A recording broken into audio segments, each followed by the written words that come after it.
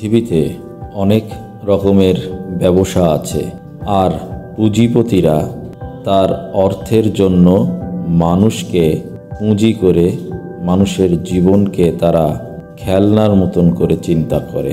ব্যবসার স্বার্থে তারা যে কোনো রকমের কাজ করতে পারে। এমনই ব্যবসার পেছনের কাজের ধরন নিয়ে আজকের এই হরর সিনেমা। তো বন্ধুরা, আর কালক্ষেপণ নয়, চলুন অল্প কথায় গল্প শুনুন। গল্পের শুরুতে আমরা ড্রাসা নামের এক মেয়ে স্নাইপারিস্টকে দেখতে পাই, যে কিনা আজ তার একটা মিশনে ছিল।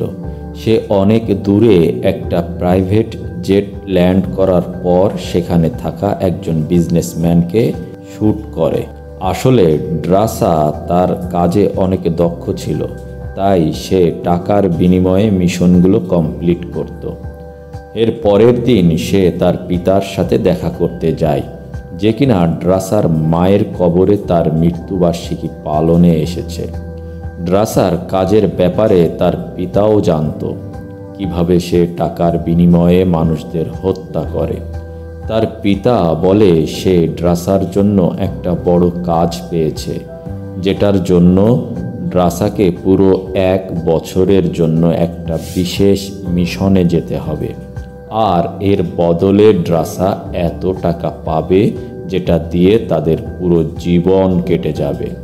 যদিও ড্রাসার পিতা তাকে একটা খারাপ খবর দেয় যে কিভাবে সে ক্যান্সারে আক্রান্ত হয়েছে, তাই সে সিদ্ধান্ত নেয় আগামী 14 ফেব্রুয়ারি অর্থাৎ ভ্যালেন্টাইন্সের দিন সে নিজেকে শেষ করে দেবে।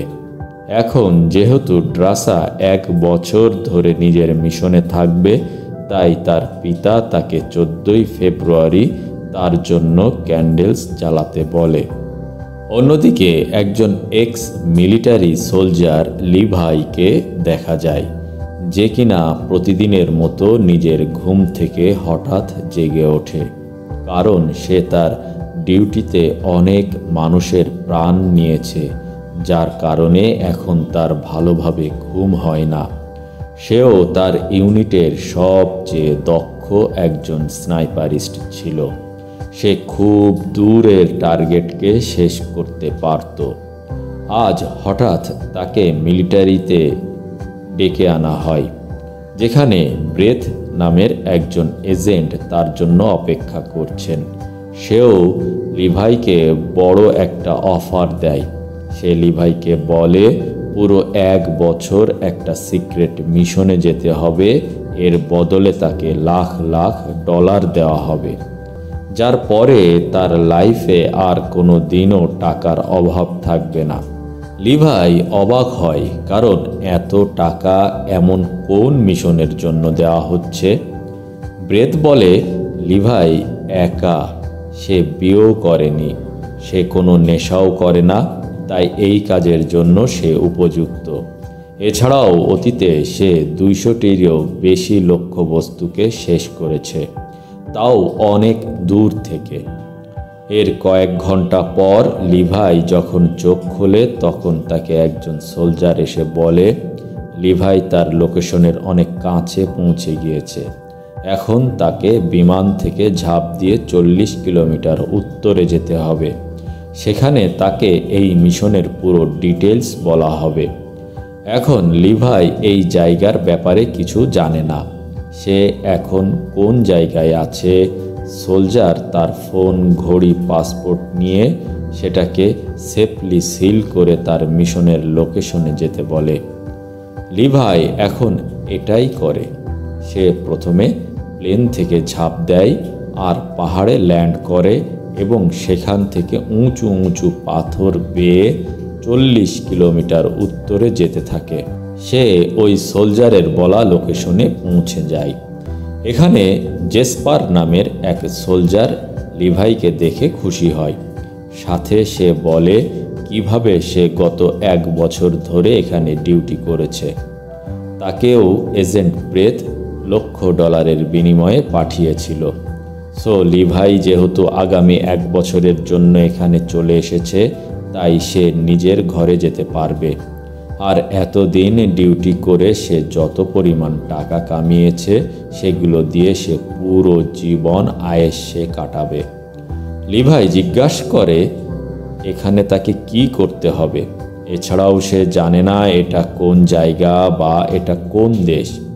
জেসপার লিভাইকে তার ডিউটি বোঝানোর জন্য একটা উঁচু ওয়াচ টাওয়ারে নিয়ে যায়, যেটা অনেক বড় একটা গর্ত বা একটা খাদের কিনারে বানানো হয়েছে। এই খাদের চারপাশে শত শত কিলোমিটার পর্যন্ত কোনো কিছু দেখা যাচ্ছে না। ওপারেও একটি ওয়াচ টাওয়ার আছে। জেসপার বলে সেটা ইস্ট এলাকা, আর এই ওয়াচ টাওয়ার থাকা গার্ডকে রাশিয়ান গভর্নমেন্ট পাঠিয়েছে। তাই আমাদের সেই গার্ডের সাথে কোনো কন্ট্যাক্ট করা অ্যালাউ না, আর না তোমাদের সেখানে যাওয়ার অনুমতি আছে। জেসপার আরও বলে যে কিভাবে এই খাদের চারপাশে অনেক বড় বড় গ্যাজেট লাগানো রয়েছে, সাথে বড় বড় অটোমেটিক রাইফেল এবং বোমও লাগানো আছে। লিভাই বলে আমরা কার সাথে লড়াই করছি, আমাদের দুশমন কে? জেসপার বলে 70 বছর ধরে কোনো মানুষ এই খাদের ভেতর যায়নি। আসলে দ্বিতীয় বিশ্বযুদ্ধের সময় শেষবারের মতো সোভিয়েত ইউনিয়ন এবং আমেরিকা দুই দিকেরই 5000 সোলজার এই খাদের ভেতর গিয়েছিল, কিন্তু এখন পর্যন্ত কেউ এখান থেকে বেঁচে ফিরতে পারেনি। এরপর থেকে আমেরিকা আর রাশিয়া দুই দেশ মিলে নিজেদের ওয়াচ টাওয়ারে খাদের এপার ওপার লাগিয়ে দেয়, যেন খাদের ভেতরে থাকা সেই অচেনা জিনিসটা বাহিরে আসতে না পারে। আমিও জানি না ভেতরে কি আছে, তবে এটা বুঝে নাও নিচে নরক রয়েছে। এই জায়গাটা অনেক পুরনো, তাই বেশিরভাগ মানুষ এই ব্যাপারে কিছুই জানে না। জেসপার আরও বলে প্রতি 30 দিন পর রেডিও থেকে মেইন বেজে নিজের রিপোর্ট দিতে হবে, যেখানে সব কিছু নর্মাল আছে।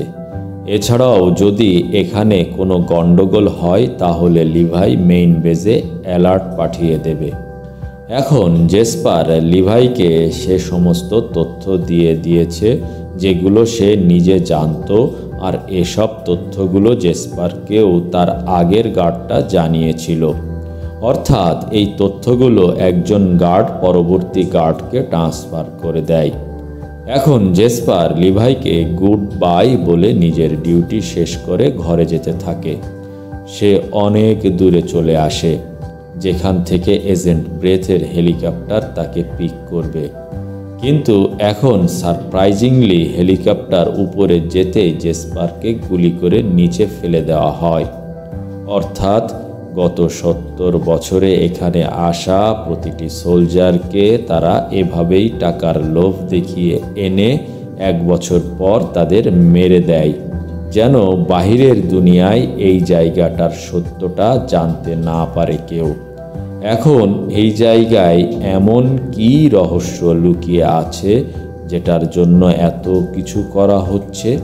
এটা অনেক বড় একটা রহস্য, যেটা আমরা পরে জানতে পারবো। এখন ধীরে ধীরে লিভাই আউটপোস্টে থাকতে থাকতে 1 মাস বয়ে যায়। সে তার ডেইলি ডিউটি পালন করে। সে সব ইলেকট্রনিক ডিভাইস চেক করে এবং 30 দিন পর পর মেইন বেজে মেসেজ পাঠিয়ে দেয়। একা থাকতে থাকতে বোর হওয়ার কারণে সেখানে থাকা বইগুলো পড়তে থাকে লিভাই।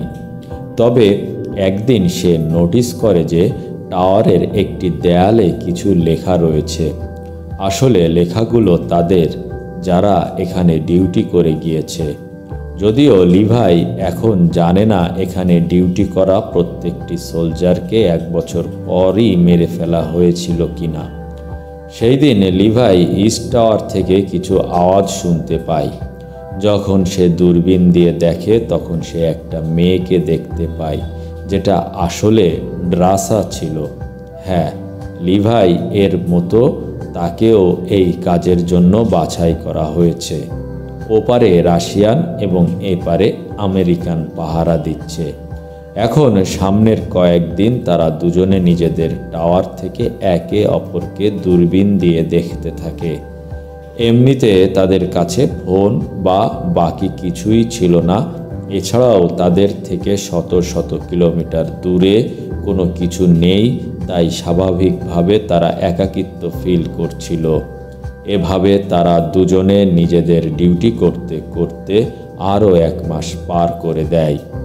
আজকে ড্রাসার বার্থডে ছিল, তাই সে এবার ইচ্ছাকৃতভাবে আকাশে ফায়ার করে লিভাইয়ের সাথে কথা বলার চেষ্টা করে। শুরুতেই লিভাই তাকে লিখে জানায় যে তাদের নিজেদের সাথে কন্ট্যাক্ট করার অনুমতি নেই, কিন্তু ড্রাসা লিখে যে এমনিতেই এই নির্জন এলাকায় একা বছর ধরে তারা দুজনেই থাকবে, সো তাদের কিছু নিয়ম কানুন ভেঙে ফেলতে হবে। লিভাই ও ড্রাসা 2 মাস ধরে একাকিত্বের মধ্যে ছিল, তাই তারা নিজেদের হোয়াইট বোর্ডে লিখে একে অপরের সাথে পরিচিত হয়ে নেয়। দুজনেই স্নাইপার এক্সপার্ট ছিল, তাই তারা একে অপরের টাওয়ারের সঠিক লক্ষ্য ভেদ করার দক্ষতা দেখাতে থাকে। সেদিন মোটামুটি দুজনের অনেক ভালো সময় কাটছিল, কিন্তু তখনই ড্রাসার লিভাইকে নিচে কিছু ইশারা করে দেখায়। লিভাই দেখে নিচে কিছু একটা নড়াচড়া করছে। তখনই দেখা যায় নিচ থেকে কিছু অদ্ভুত ধরনের জীব তাদের শরীরে গাছের মতো শাখা প্রশাখা গজিয়েছে, তারা উপরে উঠছে। এখন ডিউটি অনুযায়ী তারা সেগুলোকে শ্যুট করে মেরে ফেলতে থাকে। এখানে টাওয়ারের নিচে অনেক মাইন লাগানো ছিল, সেগুলো এখন ব্লাস্ট হওয়ার কারণে জীবগুলো মারা যেতে থাকে। এখন জীবগুলোর বেশি সংখ্যা দেখে ড্রাসাও নিচের দিক থেকে মেশিন গান দিয়ে ফায়ার করে লিভাইকে সাহায্য করে, আর এভাবে তারা সব ক্রিয়েচারদের মেরে দেয়। কিন্তু যখনই সব কিছু শান্ত হয়ে যায়, তখনই ড্রাসার দিকেও একই ধরনের অনেক জীবজন্তু আসতে থাকে। এখন লিভাইয়ের পালা, তাই সে মেশিন গান দিয়ে এক এক করে তাদের নিচে ফেলতে শুরু করে। লিভাই ও ড্রাসা ছাড়াও তাদের টাওয়ারে এবং আশপাশে থাকা অটোমেটিক উইপেন্স অ্যাক্টিভেট হয়ে যায়, যার ফলে ক্রিয়েচারগুলো উপরে আসার আগেই সব মারা যায়। সব কিছু যখন শান্ত হয়ে যায়, তখন ড্রাসা লিখে আজকের বার্থডেটা তার সবচেয়ে বেস্ট বার্থডে ছিল। অনেক দিন পর তার সাথে লিভাইয়ের বন্ধুত্ব হয়, সাথে প্রথমবার তারা সেই ক্রিয়েচারদের দেখছে। এখন সকাল হতে হতেই লিভাই তার আশেপাশে ইউজ হওয়া সব মাইনগুলোকে চেঞ্জ করতে থাকে, যেন পরবর্তীতে সেই ক্রিয়েচারগুলো আসলে এই নতুন মাইনগুলো তাদের উড়িয়ে দেয়। এখানে সে নোটিস করে একটা ড্রোন তার উপর নজর রাখছে, কিন্তু এটা কার ড্রোন এটা কেউ এখন জানে না। ধীরে ধীরে এভাবে আরও 1 মাস চলে যায়। লিভাই এবং ড্রাসা বোর না হওয়ার জন্য দিনে অনেকবার হোয়াইট বোর্ডে লিখে একে অন্যের সাথে কথা বলে। তারা কিছু জিনিস জোগাড় করে চেস খেলাও শুরু করে, আর আগামী কয়েক মাস তারা এভাবে কথা বলতে বলতে নিজেদের ব্যাপারে অনেক কিছুই জেনে যায়।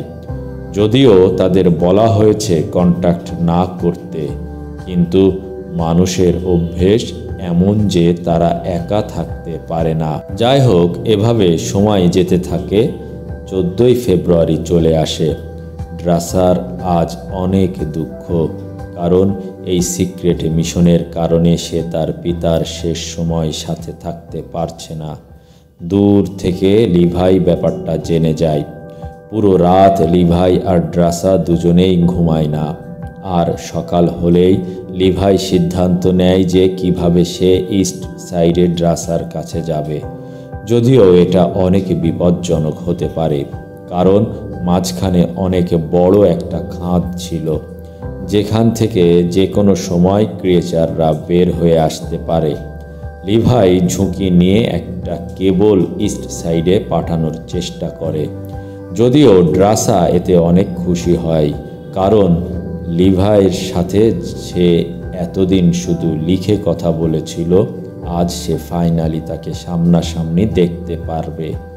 সে রশি বাঁধে, লিভাই সাহায্য করে, লিভাই ড্রাসার জন্য তার সাইড থেকে কিছু ফ্লাওয়ার নিয়ে নেয় আর সোজা জিপ লাইনে সার্ফিং করে সামনে পৌঁছে যায়। তবে অর্ধেক রাস্তা তার থেকে হাত দিয়ে পার করতে হয় আর ফাইনালি সে ইস্ট সাইডে পৌঁছে যায়।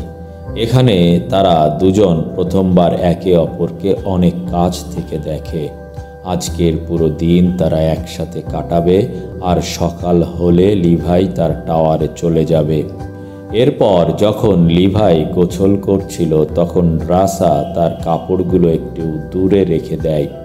এরপর তারা একসাথে ডিনার করে, যেটার স্বপ্ন তারা কয়েক মাস ধরে দেখছিল।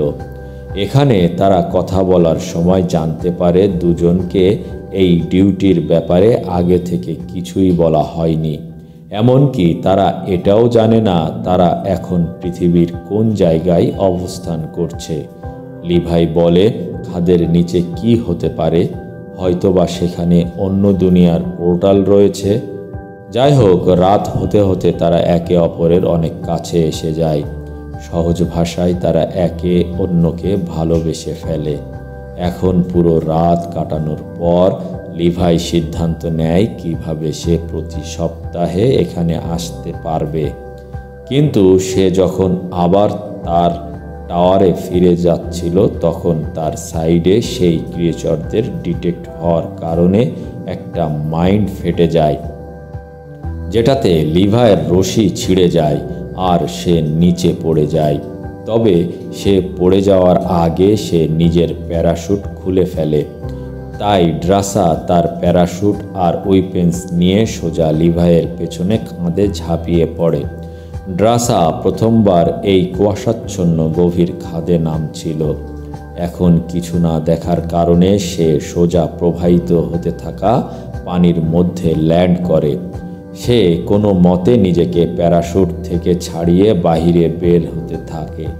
অন্যদিকে লিভাই, যে কিনা তার আগে নিচে পড়েছিল, সে অদ্ভুত একটা গাছের সাথে উল্টো হয়ে ঝুলছিল। রহস্যময়ভাবে এখানকার গাছের ডালপালাগুলো কোনো জীবন্ত প্রাণীর মতো নড়াচড়া করছিল।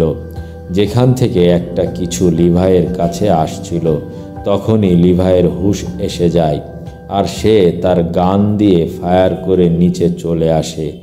এইগুলির আওয়াজগুলো ড্রাসাও শুনে ফেলে আর ফলে সে বুঝতে পারে লিভাই কোন দিকে আছে। ওদিকে লিভাই গাছ থেকে পড়ার পর আবার নিচে আটকে যায়। দেখা যায় সেটা একটা অদ্ভুত ধরনের জীবন্ত গাছ, যেটা কিনা লিভাইকে আঁকড়ে ধরেছিল। লিভাই অনেক চেষ্টা করার পরেও সে সেখান থেকে উঠে আসতে পারে না। কিন্তু এমন সময় সেখানে ড্রাসা এসে যায় এবং ভয়ানক গাছটিকে মেরে ফেলে।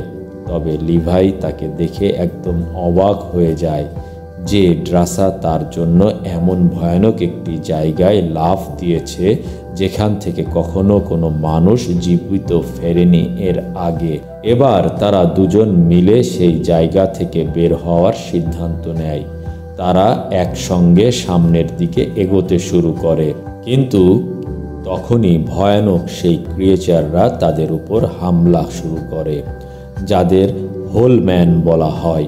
তারা অদ্ভুত ধরনের ঘোড়ার উপর চড়ে ড্রাসা এবং লিভাইয়ের উপর হামলা করছিল। এমনকি এরই মাঝে অনেক গাছের মতো ক্রিয়েচারও তাদের উপর হামলা চালায়। কিন্তু তারা দুজনেই যেহেতু অনেক দক্ষ স্নাইপার ছিল, তাই কিছুক্ষণের মধ্যে তারা এখানকার সমস্ত ক্রিয়েচারগুলোকে গুলি করে শেষ করে দেয়। এবার সেখানে সব কিছু শান্ত হয়ে গেলে ড্রাসা লক্ষ্য করে যে সে যখন নিচে পানিতে পড়েছিল তখন তার ব্যাগ থেকে রশি সেখানেই পড়ে গিয়েছিল, আর সেই রশি ছাড়া তো তারা কোনোভাবেই উপরে পৌঁছাতে পারবে না। তাই তারা তখন সেই নদীর কিনারে যাওয়ার সিদ্ধান্ত নেয়। সাথে তারা নোটিশ করে যে ক্রিয়েচারগুলো তাদের উপর হামলা করেছিল তারা দ্বিতীয় বিশ্বযুদ্ধের সময়ের আর্মিদের ড্রেস পরেছিল, অর্থাৎ এরা সেই সোলজাররা যারা দ্বিতীয় বিশ্বযুদ্ধের সময় এখানে চলে এসেছে। আর এরপর তারা কোনোদিন আর ফিরে যেতে পারেনি। অর্থাৎ রহস্যময়ভাবে এখানে যে সমস্ত লোক আসে তারা মিউটেড হয়ে ক্রিয়েচারে পরিণত হয়। এরপর তারা হেঁটে যখন আরও সামনের দিকে যায় তখন তারা আশেপাশে আরও অনেক অদ্ভুত ধরনের গাছ দেখতে পায়, যে এগুলো অনেকটাই মানুষের আকৃতি নিয়েছিল।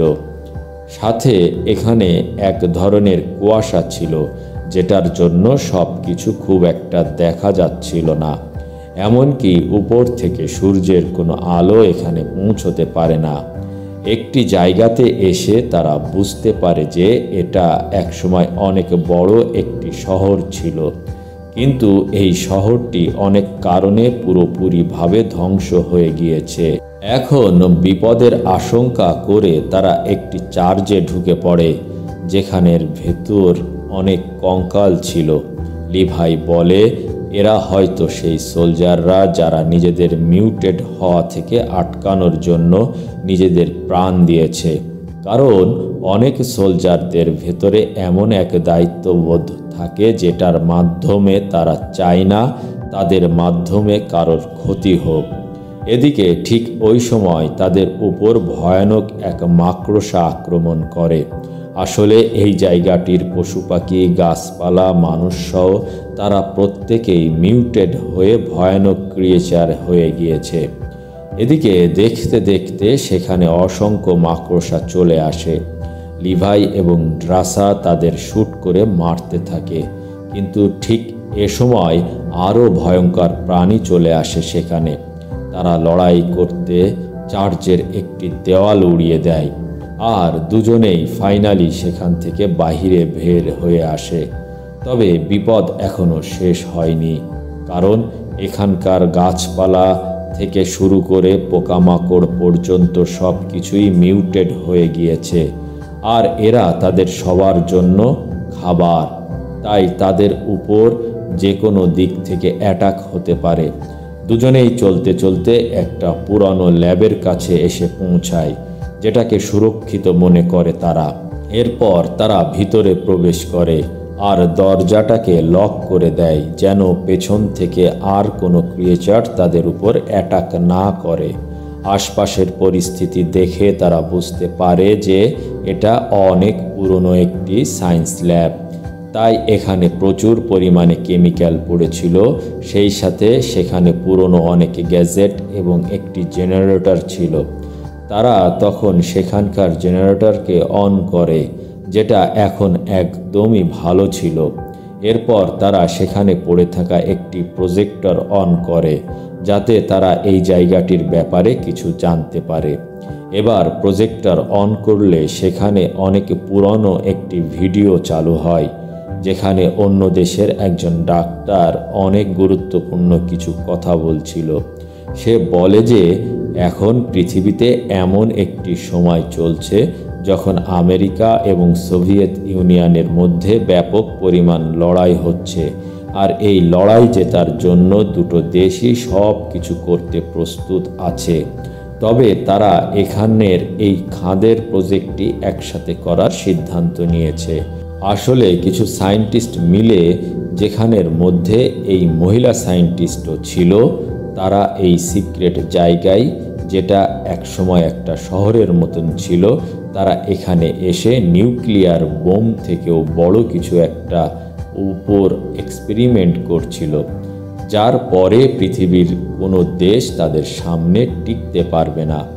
কিন্তু একদিন এখানে বড় একটি ভূমিকম্প আসে, যার কারণে এই ল্যাবে থাকা সমস্ত রাসায়নিক কেমিক্যাল গ্যাস পুরো খাদে ছড়িয়ে পড়ে, আর এটার কারণেই মানুষ সহ সকল জীবন্ত প্রাণের ডিএনএ একে অপরের সাথে মিশে যায়, যার ফলে পোকামাকড় থেকে শুরু করে গাছপালা পর্যন্ত সব মিউটেড হয়ে যায়। অর্থাৎ এই পুরো খাদে যে কুয়াশা ছড়িয়ে পড়েছে, আসলে এটাই সেই গ্যাস, যেটাতে অন্য মানুষরাও মিউটেড হয়ে যাবে। লিভাই এবং ড্রাসা কয়েক ঘন্টা ধরে গ্যাসের মধ্যেই ছিল। এখন কি হবে? সেই সায়েন্টিস্ট আরও বলে মানুষের মিউটেড হতে 10 থেকে 12 ঘন্টা সময় লাগে। তাই লিভাই আর ড্রাসা যদি দ্রুত এখান থেকে বের হতে পারে তাহলে তারা মিউটেড হওয়া থেকে বেঁচে যাবে। সায়েন্টিস্টের তথ্য অনুযায়ী এই ইনফেকশন এখান থেকে যেন বের না হয়, সাথে এখানকার ইনফেক্টেড কোনো ব্যক্তিও যেন বাহিরে বের হতে না পারে, তা না হলে ইনফেকশন পুরো পৃথিবীতে ছড়িয়ে পড়বে। এজন্যই সরকার তখন থেকে এই জায়গাকে গোপন রাখছে। এখন লিভাই আর ড্রাসা এখানে আরও চেকিং করতে থাকে যেন তারা আরও কিছু জানতে পারে। এখানে যদি এতটাই বিপদ, তাহলে সরকার কেন এখানে বোমা ফেলে সব কিছু ধ্বংস করে দেয়নি এতদিনে? এখান থেকে লিভাই 2000 সালের একটি কম্পিউটার পায়, অর্থাৎ এখানে সব কিছু সিল করার পরেও আরও লোক এসেছিল। তারা কম্পিউটার অন করতেই ডার্ক লেক নামের এক কোম্পানির নাম দেখে, আর এখান থেকে তারা স্পষ্টভাবে সব কিছু জানতে পারে। আসলে ডার্ক লেক পৃথিবীর সবচেয়ে বড় প্রাইভেট একটি কোম্পানি, যারা বিভিন্ন দেশের সরকারদের অস্ত্র ও বিভিন্ন হাতিয়ার বিক্রি করে। অর্থাৎ এদের দুজনকে কোনো সরকারও নয়, বরং ডার্ক লেক নামের কোম্পানিটা হায়ার করেছে। আর যে ড্রোনটা লিভাই দেখেছিল সেটা তাদের ছিল। ডার্ক লেক সরকারের জন্য কাজ করে না, বরং তাদের আসল উদ্দেশ্য হলো সুপার সোলজারদের তৈরি করা।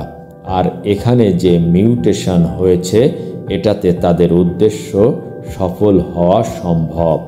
তাদের সেই ড্রোনটা এখান থেকে স্যাম্পল নিয়ে যেত আর উপরে টাওয়ারে তারা কাউকে না কাউকে ডিউটিতে রাখত, যেন এই ক্রিয়েচাররা বাহিরে আসতে না পারে আর এই জায়গাটাও সিক্রেট থাকে। এই অর্গানাইজেশন এমন লোকদের বাছাই করত যাদের কেউ খোঁজ খবর নেয় না, যেন এরা পরে তাদের মারতে পারে, যেমন জেসপারের সাথে যা হয়েছে এবং এর আগে বাকি লোকদের সাথেও একই হয়েছে। কম্পিউটারের মাধ্যমে লিভাই স্টেট অফ প্রোটোকলের তথ্য জানতে পারে। আসলে এটা একটা ব্যাকআপ প্ল্যান। এখানে খাদের একদম মাঝখানে একটা নিউক্লিয়ার বোম রয়েছে। কোনোদিন যদি এই জায়গার সিক্রেট সবার সামনে চলে আসে, তখন সেই বোম অ্যাক্টিভেট হয়ে যাবে আর এই স্থাপনা পুরোপুরি ধ্বংস হয়ে পড়বে। যদি পৃথিবীকে বাঁচানোই উদ্দেশ্য হতো, তাহলে অনেক আগেই এই জায়গাটাকে ধ্বংস করে দেওয়া হতো। আসলে তারা তো এটা থেকে সুবিধা নিতে চায়। লিভাই আর ড্রাসা বুঝতে পারে তাদেরই কেন বাছাই করা হয়েছে, আর এখানে আসার আগে ড্রাসার পিতাও বলেছিল সে নিজের জীবন দিয়ে দেবে। যাই হোক, লিভাই আর ড্রাসা সিদ্ধান্ত নেয় তারা এখানের সব কিছুই ডিস্ট্রয় করে দেবে। কিন্তু যখনই তারা এখান থেকে বের হতে যাবে, তখন ড্রাসা তার এমুলেশনের ব্যাগটি খুঁজে পায় না, যেটা সে গেটের পাশে রেখেছিল। তারা বাহিরে স্নো গ্রেনেড ফেলে ব্যাগটি খুঁজতে থাকে, আর ড্রাসা যখন তার ব্যাগটি পেয়ে সেটা উঠাচ্ছিল, তখনই তার পায়ে একটা রশিতে আটকে যায়, যেটাকে একটা হোলম্যান ঘোড়াতে বসে টেনে নিয়ে যায়। অর্থাৎ এটা একটা প্ল্যান করা ট্র্যাপ ছিল। এই হোলম্যানরা যারা পুরোপুরি মানুষ, তাদের মধ্যে এখনও মানুষের চেতনা রয়ে গেছে, যার কারণে তারা এখনও পরিকল্পনা করতে পারে। ড্রাসা, যে কিনা নিজেকে বাঁচানোর চেষ্টা করছে, তার মাথায় একটা গাছের সাথে লেগে সে অজ্ঞান হয়ে পড়ে। পেছনে লিভাই, যে তাদের পিছু করছিল, সে এখন তাদের ছাপের অনুসরণ করে 1995 অর্থাৎ 1995 সালের একটি পুরানো ফ্যাক্টরিতে পৌঁছায়, যেটার ভেতর ড্রাসাকে বেঁধে রাখা হয়েছে। তবে যখন তার হুঁশ ফেরে, তখন সে তার সামনে হোলম্যানকে দেখতে পায়, যে কিনা তাকে খাওয়ার প্রস্তুতি নিচ্ছিল। সে তার শরীরে থেকে একটা লাকড়ি বের করে নেয়, কিন্তু ড্রাসা প্রত্যেক সিচুয়েশনে লড়াই করতে পারত। তাই সে নিজেকে ছাড়িয়ে সেই হোলম্যানের সাথে লড়াই করতে থাকে, যে কিনা অনেক শক্তিশালী ছিল। কিন্তু ঠিক সময়ই লিভাই সেখানে এসে গুলি করে হোলম্যানের মাথার ঝাঁঝরা করে দেয়। ড্রাসা খুব ভয় পেয়ে গিয়েছিল। লিভা এটা দেখে অবাক হয়ে যায় যে এই হোলম্যান আর কেউ নয়, বরং তার টাওয়ারে কাজ করা একজন গার্ড ছিল, যার নাম সে ওই দেয়ালে দেখেছিল। তখন তারা দেখে যে এখানে অদ্ভুত একটি জেনেটিক মিউটেশন হয়েছে। দেখে মনে হচ্ছিল যেন কোনো বিশাল একটি এলিয়েন জীব, তবে সেখানে মানুষের কাঠামো দেখা যায়। আর যখন তারা সেটার মধ্যে দিয়ে যাচ্ছিল, তখন ভুলে ড্রাসার সাথে সেটার টাচ হয়ে যায়। যখন তারা জানতে পারে এখানের সব কাণ্ডগুলো তাদের ধরছে, তখন তারা তাদের ছুরি দিয়ে কাণ্ডগুলোকে কাটতে কাটতে সামনে এগিয়ে যায়। তারা একটা গ্রেনেড ছুঁড়ে নিজেদের বাঁচিয়ে ফেলে। এখন এখান থেকে বের হয়ে তারা একটা পাওয়ারফুল ইঞ্জিনের জিপ পায়, আর এটার সাহায্যে তাদের উপরে যাওয়ার জন্য লিভাই একটা পথ খুঁজে বের করে। এ সময় রাস্তায় তারা সেই বোমটাকেও দেখে। এরপর তারা জিপকে সেই কেবলের সাথে বেঁধে দেয়, যেটা দেখে প্রথমে লিভাই পড়ে গিয়েছিল। তারা এখন পুরো জিপের সাথে জিপ লাইনের সাহায্যে উপরে যেতে থাকে, যদিও তাদের পেছনে ক্রিয়েচার পড়ে যায়, যারা সেই কেবলটি ধরে উপরে আসছিল। তারা দুজনেই লড়াই করতে থাকে, তবে কেবলের ওজন বেশি ছিল, তাই লিভাই গাড়ির পেট্রোল বের করে আগুন লাগিয়ে দেয়, যেটাতে ক্রিয়েচারদের গায়ে আগুন লেগে যায়। তবে গাড়িতেও আগুন ধরে যায়। তারা গাড়ি থেকে কোনোভাবে বেরিয়ে যায় আর কেবলটি কেটে দেয়, যেন উপরে আর কোনো হোলম্যান আসতে না পারে। দুজনেই কিছুক্ষণ বিশ্রাম নেওয়ার পর তারা সিদ্ধান্ত নেয় তারা 5 দিন নিজেদের কোয়ারেন্টাইনে রাখবে, কারণ তারা অনেকক্ষণ নিচে কেমিক্যাল গ্যাসের মধ্যে ছিল। আর যদি তারা ইনফেক্টেড হয়ে যায়, তাহলে তারা নিচে গিয়ে নিজেদের সাথে ওই বোমটাকেও উড়িয়ে দেবে। লিভাই বলে সে যখন এই মিশনে এসেছিল তখন তার কেউ ছিল না, তখন তার বেঁচে থাকার আশাও ছিল না। তবে এখন সে ড্রাসাকে পেয়ে তার সব কিছু বদলে গিয়েছে। এই মিশনের মাধ্যমে সে তার লাইফ পার্টনার পেয়েছে। তারা ওই নিউক্লিয়ার বোমটি ব্লাস্ট করে এই পুরো খাতকে ধ্বংস করে দিবে এবং অন্য কোনো জায়গায় গিয়ে লুকিয়ে পড়বে, যেন কেউ তাদের খুঁজে না পায়। এরপর লিভাই তার টাওয়ারে এসে মিথ্যা রিপোর্ট দেয় যে এখানে সব কিছু নর্মাল আছে, যদিও ব্রেথ আগেই তাদের অ্যাক্টিভিটি ট্রেস করে ফেলেছিল। সো ব্রেথ অর্ডার দেয় যে তার পরবর্তী মিশন হচ্ছে ইস্ট টাওয়ারের গার্ড অর্থাৎ ড্রাসাকে মেরে ফেলা। আসলে এজেন্ট ব্রেথ নিচে ল্যাবের ক্যামেরা দিয়ে অলরেডি দেখে ফেলেছে যে তারা দুজন একসাথে নিচে গিয়েছে। লিভাই এজেন্ট ব্রেথের কথায় রাজি হয়ে কল কেটে দেয়, কিন্তু সে কোনোদিনও ড্রাসাকে মারবে না। এদিকে ব্রেথ তার টিমকে মেসেজ করে যে লিভাই তার মিশন থেকে সরে পড়েছে, এটা একটা ভুল আর আমাদের তাকে শেষ করতে হবে।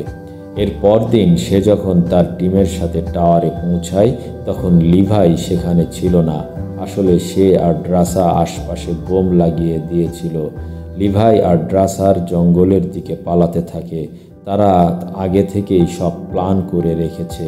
এদিকে ব্রেথ তার সোলজারদের সাথে টাওয়ার চেক করছিল যে লিভাই তাদের কোম্পানির ব্যাপারে কি জানতে পেরেছে। সে ওই দেয়ালে সমস্ত গার্ডের লেখার মধ্যে লিভাইয়ের একটি লেখা দেখতে পায়, যেটা লিভাই অফিসারের উদ্দেশ্যে লিখেছে যে সত্য কোনোদিনও চাপা থাকে না। অন্যদিকে আমরা লিভাই এবং ড্রাসাকে দেখতে পাই, যারা কিনা সেই জায়গা থেকে পালিয়ে যাওয়ার চেষ্টা করছে।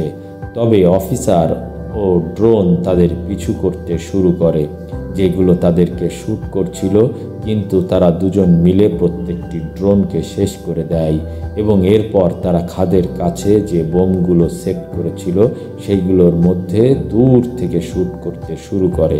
এতে এক এক করে সেখানকার প্রত্যেকটি বোম ব্লাস্ট হতে শুরু করে, সাথে সমস্ত অ্যান্টেনা ব্লাস্ট হয়ে যায়। আর এটা হতেই মাটির নিচে নিউক্লিয়ার বোমটিও অ্যাক্টিভেট হয়ে পড়ে। অফিসার এটা বুঝতে পেরে তার টিমকে নিয়ে পালাতে চায়। এদিকে ড্রাসা আর লিভাই ডেঞ্জার জোন থেকে অনেক দূরে চলে আসে। ব্রেথ হেলিকপ্টার নিয়ে সেখান থেকে বের হওয়ার চেষ্টা করে, কিন্তু পরমাণু বোমার বিস্ফোরণ এত ভয়ঙ্কর ছিল যে তাদের হেলিকপ্টারও ক্রাশ হয়ে যায়। ড্রাসা অনেক দূরে ছিল আর লিভাই একটা ঝর্ণাতে ঝাঁপিয়ে পড়ে। এরপর দেখা যায় ড্রাসা কিছুদিন সেখানের একটি গুহায় অবস্থান করে, এটা দেখার জন্য যে সে ইনফেক্টেড হয়েছে কিনা। কিন্তু সে এটার জন্য দুঃখী ছিল যে লিভাই হয়তো বেঁচে নেই। যখন সে বুঝতে পারে সে পুরোপুরি সুস্থ, তখন সে এখান থেকে বের হয়ে যায়। এভাবেই প্রায় অনেক দিন সময় পার হয়ে যায়। বর্তমানে ড্রাসা একটি রেস্টুরেন্টে কাজ করছে, তবে আজও সে লিভাইকে ভুলতে পারেনি। তার বিশ্বাস যে লিভাই একদিন নিশ্চয়ই ফিরে আসবে। তো এভাবে একদিন ড্রাসা যখন রেস্টুরেন্টে কাজ করছিল, ঠিক তখনই সে লিভাইকে বসে থাকতে দেখে। তারা দুজনেই এখানে এতটা ইমোশনাল হয়ে পড়ে যে তারা আর একটি কথাও বলতে পারে না। তাই তারা দুজন দুজনকে জড়িয়ে ধরে। এভাবেই সুন্দর একটি এন্ডিংয়ের মাধ্যমে সিনেমাটি শেষ হয়। ধন্যবাদ।